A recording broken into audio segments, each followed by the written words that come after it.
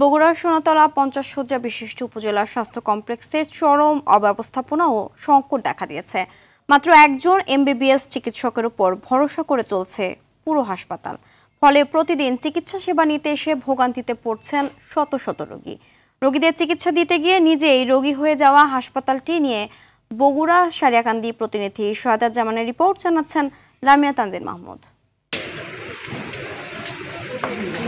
বগুড়া সোনাতলা 50 শয্যা বিশিষ্ট উপজেলা স্বাস্থ্য কমপ্লেক্স হাসপাতাল, যেখানে কখনো রোগী দেখছেন নার্স, কখনো হিসাব সহকারী, কখনো প্যারামেডিক্স চিকিৎসক। খোঁজ নিয়ে জানা গেছে হাসপাতালে চিকিৎসক থাকার কথা 26 জন, যেখানে কর্মরত আছেন 11 জন, যার মধ্যে 2 জন আছেন ডেপুটেশনে। বাকি 9 জনের চিকিৎসা দেওয়ার কথা থাকলেও উপস্থিত এমবিবিএস ডাক্তার মাত্র 1 জন।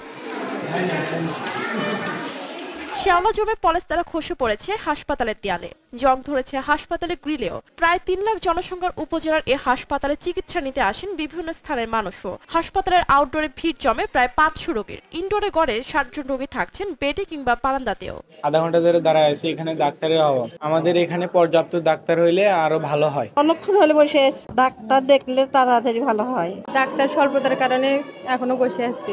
ডাক্তারেরও সমস্যা আছে, মেডিসিনেরও সমস্যা আছে, দুটারই সমস্যা আছে।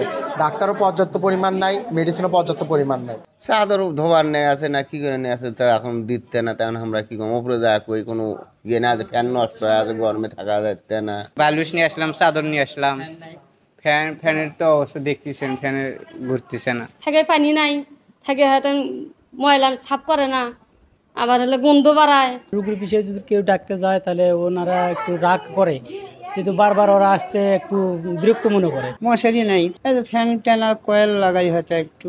আমি একাই এখানে এমবিবিএস ডাক্তার, আজকে কর্মরত আছে। গতকাল ডিউটি করেছি, আজকে মর্নিং ইভিনিং আমার, আবার হচ্ছে বৃহস্পতিবার শুক্রবার মর্নিং ইভিনিং, তারপর শনিবার আছে মর্নিং ইভিনিং। এদিকে ডাক্তার সংকট নিরসন এবং হাসপাতালের অবকাঠামো উন্নয়নে প্রয়োজনীয় ব্যবস্থা গ্রহণের কথা জানান উপজেলা নির্বাহী কর্মকর্তা।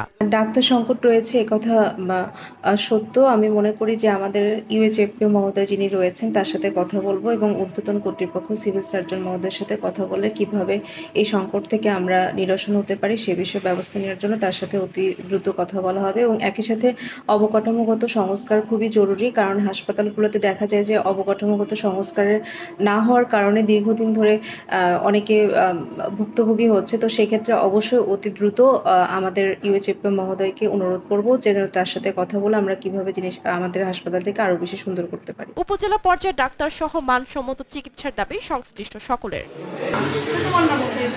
লামিয়া তানজিল মাহমুদ, RTV।